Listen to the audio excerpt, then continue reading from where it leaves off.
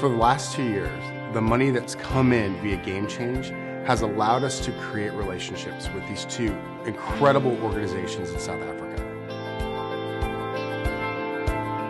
It's not the stuff that generates headlines. It takes a long time.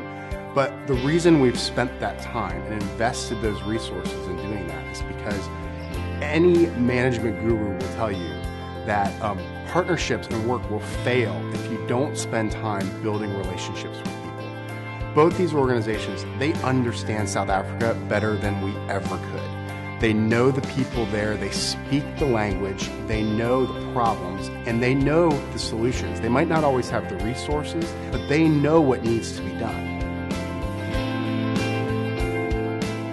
In addition to the investment of Game Change funds in building these relationships, we just had 130 people working alongside Grace Bible Church. And when I say working alongside, it wasn't just Americans there. We had almost 100 volunteers from Grace Bible Church with us every day.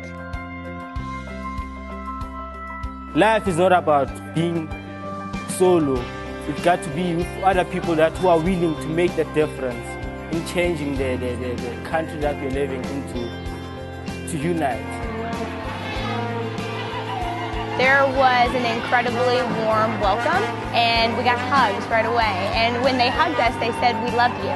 And for strangers that only know us by the fact that we're both believers, to walk off the plane and for them to greet us with hugs and "I love you" was a really incredible thing, and there were certainly fast tears.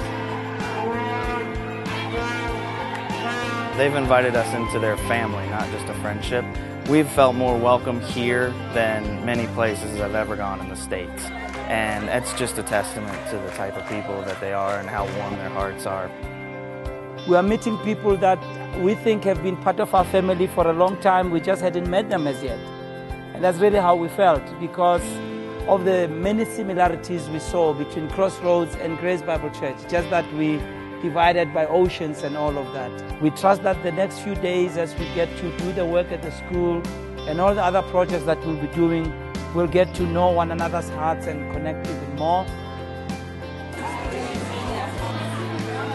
The big focus that we had was to not have it be about how many gardens we planted. Now granted, we built, I think, possibly the largest garden that we've ever done on a trip, but it was to be about how do we get people to stop, talk, pray together, and hope together.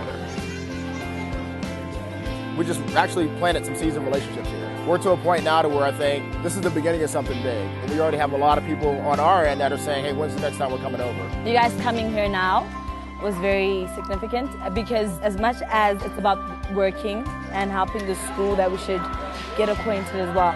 Even though you've helped the school and the school will be forever grateful, some of us have made friends.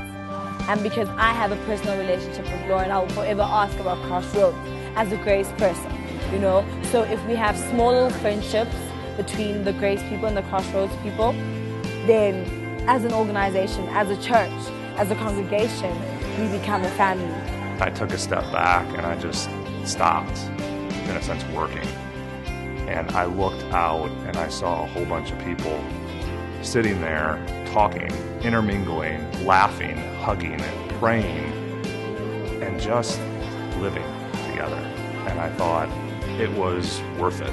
That was my moment of this is worth it. This is why we do it. We do it so God can fill us up more, and God can enter us more, and God can direct our steps better.